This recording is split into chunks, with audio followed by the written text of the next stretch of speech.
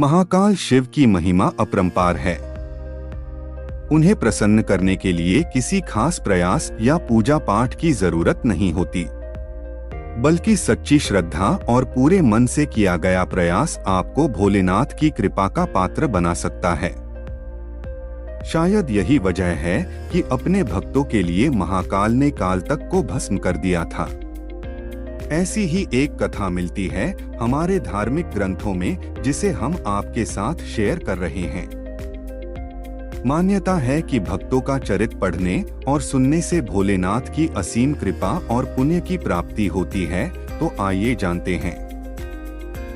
भक्त के प्रति महाकाल की अगाध आस्था की जिस कहानी का हम जिक्र कर रहे हैं, वह स्वयं भगवान कार्तिकेय ने संतों को सुनाई थी। इसके अनुसार राजा श्वेतकेतु, जो कि भोलेनाथ के परम भक्त थे, उन्होंने काल को भी जीत लिया था। राजा श्वेतकेतु सदाचारी, सत्यवादी, धर्म के मार्ग पर चलने वाले शूरवीर और प्रजापालक थे। वह अत्यंत ही निष्ठा और प्रेम भाव से प्रजा का पालन और अगाध आस्था और श्रद्धा भाव से शिव भक्ति करते थे। उनके इस भक्ति भाव से महाकाल अत्यंत प्रसन्न थे। उनकी कृपा से श्वेतकेतु के राज्य के लोग दुख दरिद्र। एक दिन जब राजा श्वेतकेतु का जीवन काल समाप्त होने को था और वह भोलेनाथ की आराधना में लीन थे, तब चित्रगुप्त ने यमराज से कहा कि राजा श्वेतकेतु की आयु अब पूरी हो चुकी है, अब उनके प्राण हरने का समय है। तब यमराज ने अपने दूतों को आज्ञा दी कि वे जाएं और श्वेतकेतु के प्राण हर लाएं। यमदूत राजा श्वेतकेतु के पास पहुँचे तो वह शिव मंदिर में थे। दूत बाहर ही खड़े हो गए। श्वेतकेतु गहरे ध्यान में थे। बहुत देर हो गई, न श्वेतकेतु का ध्यान टूटा न यह दूत हिले। दूत बिना अपना काम किए खड़े रहे। जब वे वापस नहीं पहुँचे तो यमराज ने दूतों के आने में देरी होने के चलते यमराज स्वयं ही राजा श्वेतकेतु के प्राण हरने पहुँचे। लेकिन वहां उन्होंने देखा कि वह तो महादेव की साधना में लीन है। अब तो वह सोच में पड़ गए कि इसके प्राण कैसे हरें। उन्होंने सोचा कि यह अभी पूरी तरह शिव पूजा में डूबा है, इस स्थिति में शिव पूजा का उल्लंघन नहीं किया जा सकता। तब वह भी बाहर ही खड़े हो गए। उधर जैसे ही काल को इसकी सूचना मिली तो उन्होंने तलवार निकाली और शिव मंदिर में जा घुसे। काल ने देखा कि राजा श्वेतकेतु अभी भी भगवान शिव के लिंग स्वरूप के सामने।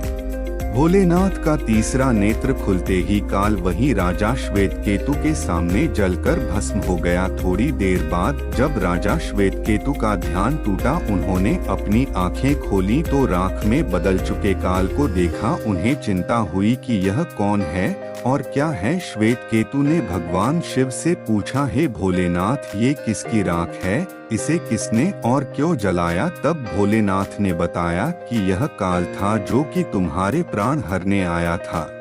राजा श्वेतकेतु ने कहा कि हे महाकाल, यह तो आपकी ही आज्ञा से तीनों लोक में विचरता है, लोक को नियंत्रण में रखता है।